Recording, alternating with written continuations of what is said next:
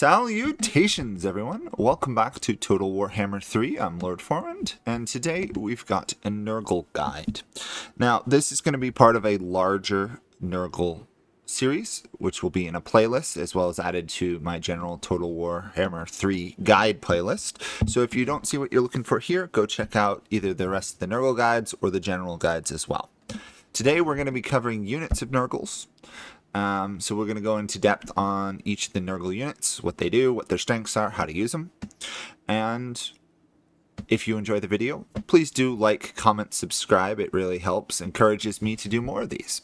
So let's get started. So the Nurgle Faction has quite an interesting roster. Now this down here is exclusive to one of the Chaos Lords of Nurgle, so we're going to ignore that.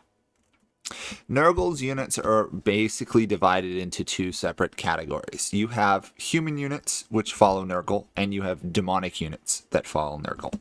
Now, if you don't know the difference of that, it's very simple to explain. Demonic units don't rout, but they take damage and they die when their leadership is low. They also have physical resistance and fear and terror immunity. Overall, a demonic unit is better than a living human unit. Now, some of you are immediately going to say that's not true. It is true in the sense that if they had equal stats, the Nurgle demonic unit would beat the Nurgle living unit. However, that is not the case. Another feature of the Nurgle faction is their Mark of Nurgle. Now, this applies to only some of his units, but it gives them poison contact effect. And for those of you who don't know what poison does, that's what it is. It lowers the speed of units they're fighting, as well as their weapon damage, armor piercing damage, etc.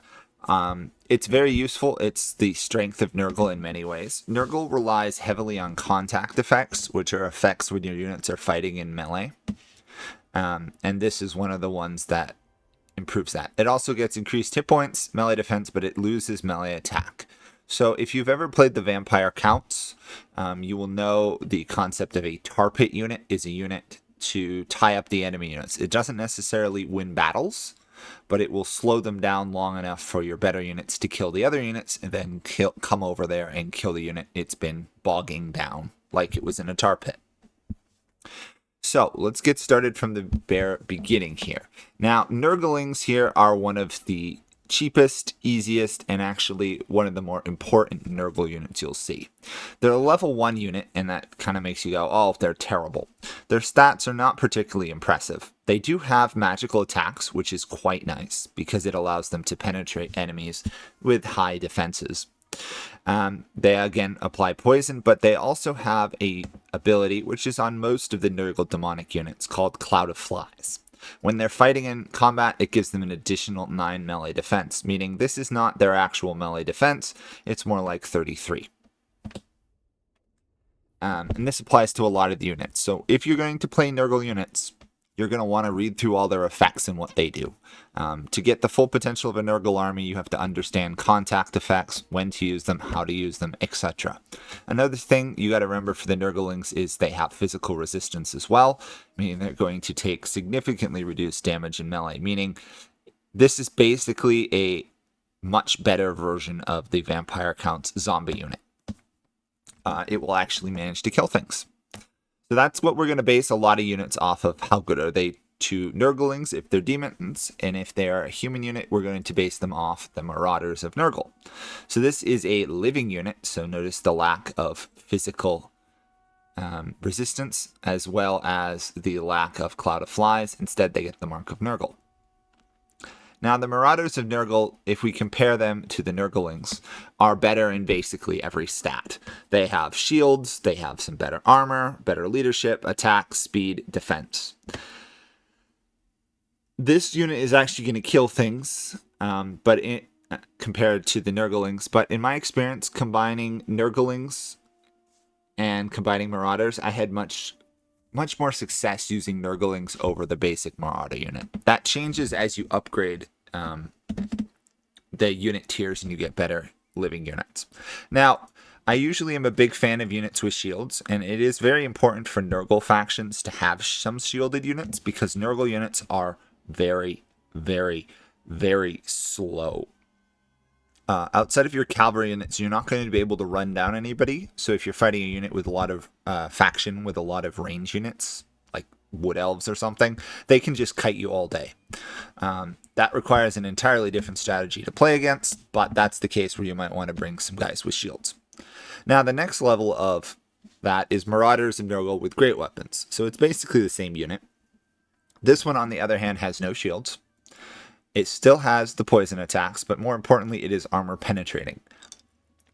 Meaning if you're going against a heavily armored unit, you want to bring these guys instead. In my experience, unless you're fighting a ranged unit, you just want to ignore Marauders of Nurgle entirely and use Marauders of Nurgle with great weapons. The great weapons are going to kill things far more effectively than the base Marauders of Nurgle. Unfortunately, they have slightly lower defense, but if you're playing properly and using like Nurglings to bog down enemy units, and if you flank with Marauders of Nurgle, you can do some significant damage for a low tier unit. I'm going to skip Regiments of Renown. Basically, every single one of the Nurglings is much better. This one deserves special mention, though, because it heals itself, it reflects melee damage, another attribute we'll see on other Nurgle units, and it has some extra leadership. This is a huge upgrade to your base Nurgling unit. Of course, it's a Regiment of Renown. The next one we have is Pestigors, which is a relatively newly added unit. It's basically Nurgling Beastman unit. It has Primal Fury, which means its attack is actually better than as it seems. It has Poison. It's a woodsman, so it can flank easily. And it has Tears of Nurgle, which when it uses, it's enabled if an enemy's routing or broken within range. It slows the enemy running away and their vigor, meaning if they try and rout and then try and rally, they're not going to be able to get away from you. Pestigors will hunt them down. Compared to the Marauders, the base unit here, actually, let's do great weapons because both of them have great weapons. It's pretty much a flat upgrade to Marauders with great weapons. Everything, as you can see, is green, has better stats, and has more contact effects, which is always a good thing for Nurgle units. Now, the next unit is Plague Bearers of Nurgle. This will be your bread and butter for a lot of the campaign as a Nurgle faction, and if you're playing against Nurgle, expect to see plenty of Plague Bearers, especially if you're playing against other human players. Plague Bearers of Nurgle are tanks. For a level 2 unit, this unit is amazingly hard to kill unless you've got like magic weapons or powerful spells. Now, it does not have shields, so ranged units actually counter it fairly hard. There are ways around stuff like that, though, and Nurgle has a lot of healing spells. Again, it's got Cloud of Flies, so we have to think in our heads the melee defense is better than it is. Demonic, physical resistance. It's got significantly better stats compared to the Nurglings. Obviously, it's actually more comparable to the Marauders, where it has greater weapon strength, slightly worse melee defense, till you add in the fact that once it's in combat, it's better. It's got better leadership, better armor. It's slightly slower. This is a actually killing tar pit unit.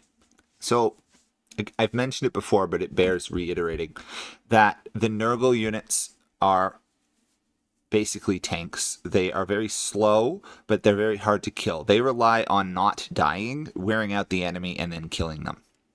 If you've played the Vampire Counts, you'll kind of know how this feels. However, Nurgle is actually much better at killing things in melee combat than the Vampire Infantry. It sounds strange, but they actually are, in my experience. Then we've got Chaos Warriors of Nurgle, which is an upgraded version of the Marauders of Nurgle, basically. It's significantly better in every way. So once you get Chaos Warriors of Nurgle, pretty much don't ever build the Marauders of Nurgle unless you're filling out your army. Again, Poison, significantly better melee defense. If we compare it to the Plague Bearers of Nurgle, you would say, oh, it looks significantly better. It is better in some ways, but you do have to remember it is a human unit, so it's missing the physical resistance, which is a huge bonus in long, drawn-out melee combat. It's also a non-demonic unit, meaning it can rout. Demonic units will just die where they stand. On the other hand, the 100%, 100 armor, not 100%, blocks 55% of all small arm fire. So if you're fighting ranged units, bring some of these. The next one we have Forsaken of Nurgle. So Forsaken live in a very interesting place in the demonic rosters. They're powerful units, but they tend to die relatively quickly. They have very low melee defense, but they have significant weapon strength and charge bonuses. They also have this Frenzy, which means their melee attack is actually better than you would think it is, as well as everything else. This is not a frontline unit. You do not want to hit the enemy front lines with it. This is a flanking unit. If you flank with it, it can be used very powerfully. Again, tie them up with Plague Bearers, Nurglings, flank with either Chaos Warriors of Nurgle, Forsaken of Nurgle, and you'll have a very good chance of winning the fight. We cannot underestimate the poison effect on enemies. It can absolutely devastate enemy armies. You'll be surprised how little damage they sometimes can do to your units. Next one, Chaos Warriors of Nurgle with great weapons. Again, if you need to kill armored units and you need to kill them faster, build this unit. However, it does not have a shield, so it's more vulnerable to range. The next one we've got is an Exalted Plague Bearers of Nurgle. This unit, upgraded, basically. Once you get this, you want to use less Plague Bearers of Nurgle, more Exalted ones. Now, the important thing here is to realize that it has a range attack on this thing. It's a little strange.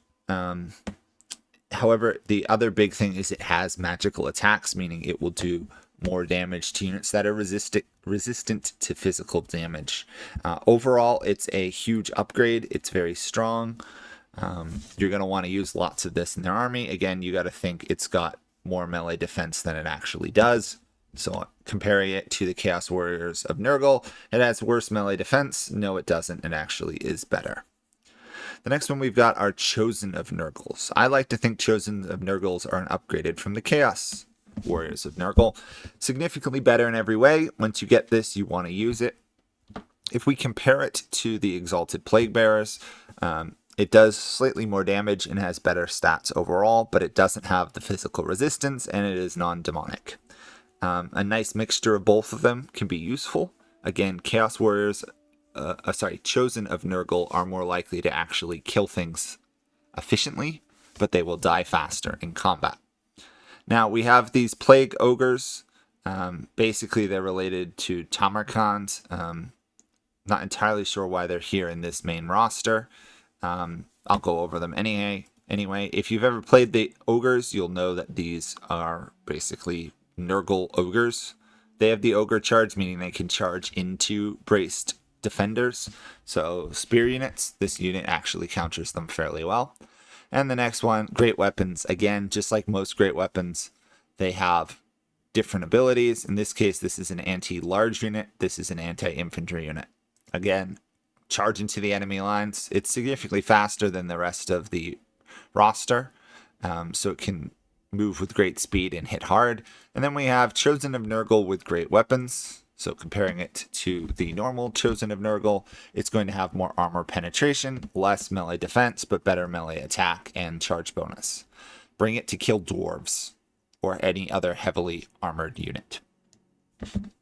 The next one we have is the Soul Missile Cavalry and Chariot unit here, although there's oddly chariots up here.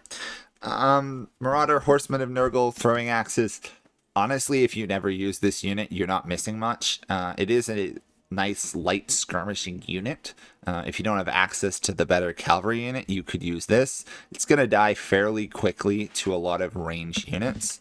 Thankfully, it does have a shield, so it can stand up slightly better than expect, but it's only a 30, so it still will die to most archers. Plus, it's got low ammunition, low range, and once it's done, its melee combat stats are not the best. Honestly, it's a kind of a void for me. The next one we have are Missile Monsters and Beasts, of which we've got 2 of them. We have the Plague Drones of Nurgle. Look at the level tier here, so just be aware it's a level 4 tier. It's a very powerful unit, even if the stats don't seem to indicate it. This is a Flying Missile War Beast, which is quite impressive. It's got very low range, but very high missile strength, and it's armor penetrating. So it flies over the enemy and rains poison down on their head, basically. You're going to want a fair amount of these in your army because this is actually a unit that will kill things while the rest of your units are tar pitting or just tying up enemy units. It does again have the Cloud of Flies, so its melee defense is better than it would appear. It has a very low entity unit size, so just be aware that throwing it into combat after it's out of range units is doable, but you don't want to throw it into anything particularly strong. And archers can devastate this unit if you're not careful. The next one we have is a Soul Grinder of Nurgle. This is basically your artillery unit. It's very good in melee combat. Don't underestimate its stats. Again, +9. It's got good melee defense and attack, poison, magical attacks. You can throw this into combat and it will do okay. But its big advantage is its range. It's got 360 range, meaning it's on par with all the other artillery units. It hits fairly hard. It's got decent resistance and hit points, meaning if you send it up against artillery like cannons, it might win. As long as you keep moving it around in between its shooting, you will pretty much be invulnerable to artillery because it moves significantly faster than anyone else's artillery. And in fact, it's one of your faster units on your roster. Run forward with it, shoot until your units engage the enemy, then keep shooting, and if it runs out of ammunition, then you charge in. It also causes terror, which is quite nice, which can cause enemy units to rout for a short time, which is invaluable to the Nurgle units. Combined with the Pestigores up here, you can really flee the enemy, and while they're fleeing, they can't run, meaning your Pestigores in it will absolutely slaughter them. It's a kind of neat combo I figured out while playing. Next thing we have is Cavalry and Chariots. We have the Chaos Chariots of Nurgle. It's an okay unit. It's a chariot unit, meaning it's got some weird behavior, but it is rather fast. It has terrible melee attack, though. Just be aware of it. It relies on charging into enemies, getting that charge bonus, killing them, and then running away once the charge bonus is gone. Good for flanking, not particularly good at killing any strong units in combat.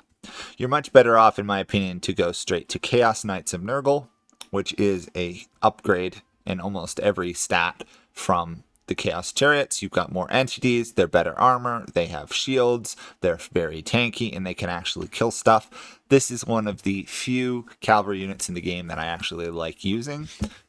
It has a different form as well, where they have lances, which get a larger charge bonus. In my experience, you're probably going to want the ones with lances.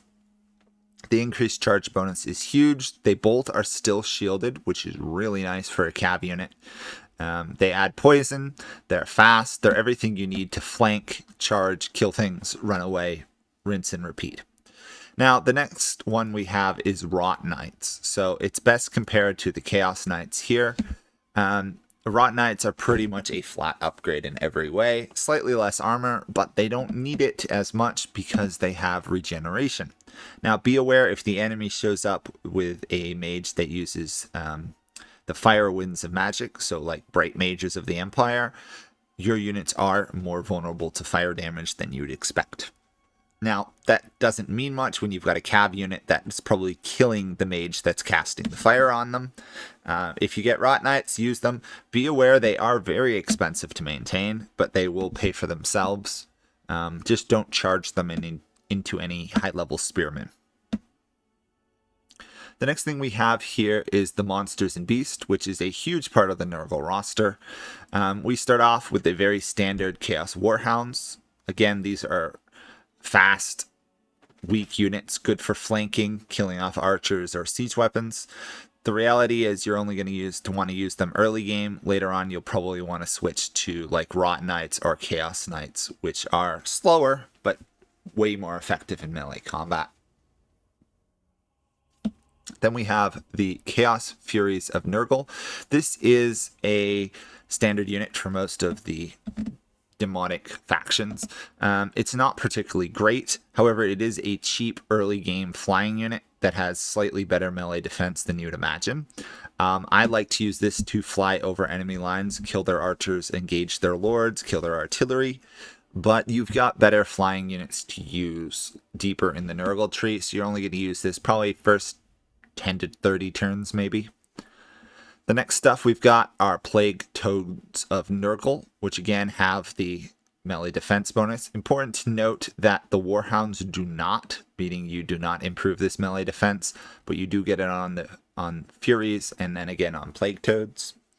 So this you might think is related to the Nurglings, kind of in the sense that they're similar looking units, but the reality is they're very different. This has a significantly smaller entity size, and if we were to compare the two, you would see Plague Toads are an upgrade in every aspect except for unit size and hit points. They are actually much easier to kill in terms of doing damage than the Nurgling units. That being said, Plague Toads of Nurgle are a better unit. If you can bring this to the battles alongside your Nurglings, this will actually kill things far more effectively than them. Overall, they're like an upgraded Chaos Warhound that's slower, in my opinion. You get them fairly early, and they're worth using. The next thing we've got is the Beast of Nurgle, which has a hilarious flavor text if you haven't read it. It's immune to flanking. It's a single entity unit. It applies a slime trail, which slows enemy units and reduces their melee attack, meaning it's actually really fairly safe to throw this into melee combat. I would throw it into combat surrounded by Nurglings, Plague Toads, or other units, because on its own, its stats are not the most impressive. Yes, it has regeneration, which you do be aware it is weaker to fire damage, and it has an increased melee defense, but still on its own, it can easily be ganged up on and killed. It has a lower leadership than some of your other units.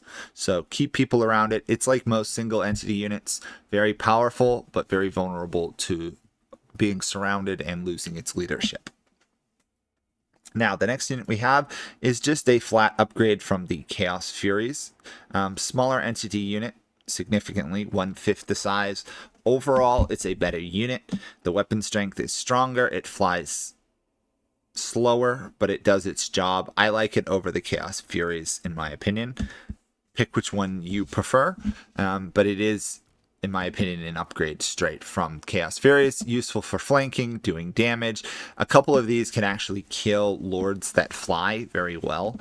So if you're fighting any faction that has flying units, a couple rot flies dropped on their lord probably will give a good chance of killing it. Later on, you've got a better flying unit, but this does its job. The next one we have are Bile Trolls, the Nurgle Trolls. Very strong unit, has regeneration, also has corrosive bile, weakening enemies' melee defense. You basically want one or two of these in your army and put them around your tar pit units, marauders, Nurglings, etc. The reduced melee melee defense for enemies is very powerful versus your low-level units. Overall, it's a great unit. It does weapon damage, melee attack, melee defense. It does not have the bonus melee defense, but you don't really need it. With 8 entity units, so long as you protect them, you'll have a good chance of beating the enemy. Are not shielded, and their armor is not the highest. It's better than some other trolls' armor, so just make sure you protect them from melee attacks. Next unit, we have Pox Riders of Nurgle. I'm a little confused why it's not up near the Cavalry and Chariots, but I suppose it counts as a war beast. It's similar to the Chaos Knights in some ways, but is overall a worse unit. You do get it a little bit earlier, I believe, and it has magic attacks compared to just the poison attacks, meaning it will be better against more advanced units. When you look at the stats, it's slightly worse combat stats, but you do have to remember it is a demonic unit, so its physical resistance is a little higher. You can't really go too wrong switching the two. This one just has lower entity and has no shields and much lower armor. Overall, I'd say take the Chaos Knights, but it's your choice. The next one we have are Plague Drones of Nurgle. This is the upgraded flying version of the Rot Flies, in my opinion. It's overall better, does significantly more damage, costs not outrageously more, same entity size. Again, use it the same way you'd use the flies, flank, kill artilleries, mage, archers, or just kill flying lords with it. It's pretty good at that. The next one we have are Spawns of Nurgle. These are totally unbreakable, so they will fight till they die, which kind of makes their they don't have the demonic attribute as a result. They do cause fear, which is nice. They're anti-infantry, poison. They don't have regeneration, though, which would make them really strong. But the melee attack is good. I would use them similar to how you would use Bile Trolls. In fact, I like Bile Trolls almost better than the Spawns of Nurgle because of their reduction to neighboring enemy unit melee defenses. However, Spawns of Nurgle are very iconic. You throw a couple of them in the enemies, they're going to kill stuff unless they come up against Lords or Elite Infantry. So don't use them against Lords or Elite Infantry. Use them on chaff, trash infantry units. They will absolutely devastate them. As a side, one of my favorite experiences in the game was throwing 2 of them into a horde of zombies and just watching the carnage. It was glorious on both sides.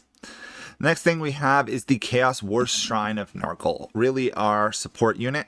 It functions fundamentally the same as the Vampire Count's Balefire Brazier or whatever.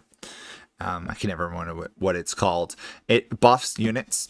It starts healing very low, but as more entities die around it, it gets more and more heals. It doesn't resurrect, but it can, parked behind your line of undying, or rather slowly dying infantry units, it can get them to levels of undying status. It also increases leadership, so if you put this near your demonic units, they will pretty much die rather than being banished, which is really strong. It has a decent speed. It's on par or slightly faster than a good chunk of your infantry units, meaning it can actually keep up with them, which is a problem for the vampire counts normally. Just remember the whole Nurgle roster is very slow, so take it with a grain of salt that it will actually get to the enemy front lines. Just don't let it get sniped. It really shouldn't be in combat, although it can do some decent damage on its own with some decent armor. Just don't let enemy lords, heroes, or archers target it. Multiplayer, this is one of the high priority target units when fighting a Nurgle faction. The next one we have is the Great Unclean One, which is a single unit monster unit, and you might look at it and go, its stats don't look particularly good. I mean, they're similar to something like the Spawn. In fact, the Spawn is better in some ways. However, the Great Unclean One comes with a large bonus. It has bound spells, and there are ways to improve those over time. You can cast these. They don't cost winds of magic power points like all other spells do. No, you can just cast them once or twice. It's very nice. I love Scream of Corruption. It's a cheap, dirty spell that does decent damage, weakens enemies, and poisons them. If you use it right before the enemy charges into your line, they will regret charging into your line. However, it should not really be sent to the front lines on its own. It is decent in the sense that if it is on the front line and does die, you get a unit of Nurglings temporarily. But the reality is the Great Unclean One should be treated as if they're heroes kept on the back line. Although at some point you're going to want to throw them in the fray to kill things. Just make sure you cast your spells first. And last but not least of the beast is the Toad Dragon. I believe it's Nurgle's only tier 5 unit. That's of normal recruitment. You have a lot of regiments of renown that are tier 5. It's a colossal beast unit. Think of it more like a Lizardman Soros unit. One of their big ones, the Stegodon or whatever. It does have magic missiles. It applies a very unique contact effect, Suffocating, which, as it shows below, reduce melee attack, reload speed, and vigor. It's quite nice. Just make sure you use it when you can, and you can't really use it when you're in melee. So it's the type of unit where you probably want to throw into the fight after casting one of these. Then if you can, pull it out, cast again, and throw it back in. It's a very tanky unit. It will survive for quite a while. It does not have regeneration, though, which would make it really good. So be aware of a single entity unit being surrounded and killed. Now that is all the base units. Let's look at our heroes, as well as some of our lords. So we have the Chaos Sorcerer of Death and the Chaos Sorcerer of Nurgle. obviously similar to the Lord versions of those. This has access to the Lore of Death spells. Purple Son of Xerxes deserves special mention here because it's very useful if you've tied up enemy units and they can't run away. Now, a lot of people will go, well, it'll hit a lot of my units. Don't worry about it. Nurglings, and specifically Chaos Warriors, are amazingly... Chaos Marauders are very easily replaceable. Plus, Nurgle has insane replenishment, so if any of your units survive to the battle, towards mid to late game, they'll be back to full health in like 2 turns, or you disband them, hire new ones. Nurgle's unique recruitment mechanic really helps with that, and I'll talk about that at the end if I remember. Overall, you've got all these standard bonuses, leeching life. This is very useful for Nurgle. Nurgle really relies on magic to kill things until it gets its elite units, because it bogs enemy units down. You can then drop spells on them. Stuff like this, which restores some of your reserves of Wind of Magic when you're casting, is very useful. You also have stuff that can weaken enemy leadership. Aspect of the Dread Knight is kind of fun if you drop it on one of your frontline units. When fighting a non-demonic or vampire army, you can cause them to run away. I love running away effects. They're fun. Be aware, though, a lot of factions have units or ways to buff their faction, so they're immune to it. But against AIs, it's very powerful. So again, this is a good one for killing things. However, the Chaos Sorcerer of Nurgle has similar effects. In fact, some of their spells are a little bit cheaper. They have 2 that bear special mention, though, because this is the unique lore of Nurgle. Curse of the Leper gives armor and melee damage reflection. So basically, if the enemy hits one of your units, they will take damage in return. The armor will make it harder for your units to die. If you cast this for 8, you should probably throw it on a good unit. But even if you stick it on a Nurgling, considering the Nurglings only do 28 damage when they attack, the ability to buff them to return 14 damage when attack is quite nice. It's a very powerful unit. You also have all these other spells, but the other one that bears special mention is Fleshy Abundance. It is one of your healing spells, healing per second on the unit. Does not revive dead units, so you want to cast it before your entities start dying, rather than towards the end like vampires and bring them back. It's very useful on your powerful single entity units like your dragons, your great unclean ones, your spawns. Just because they have a larger amount of healing they can get per entity. It's a great unit, though. Also, whenever you cast a spell, for every unit on the battlefield, they heal 0.8% of their health. 0.8%. It's not huge, but you're going to be casting a decent amount of spells. It does incentivize Nurgle to cast some of their cheap stuff, like Scream of Corruption, which is a good spell, by the way. It's one of those tier ones. I love tier units. Tier spells to use against enemy units, especially if they're on your front line. And by casting it, you heal your units, which is really nice. Definitely one of the better upgrades for that sorcerer. Then we have Cultist of Nurgles. It's a melee specialist.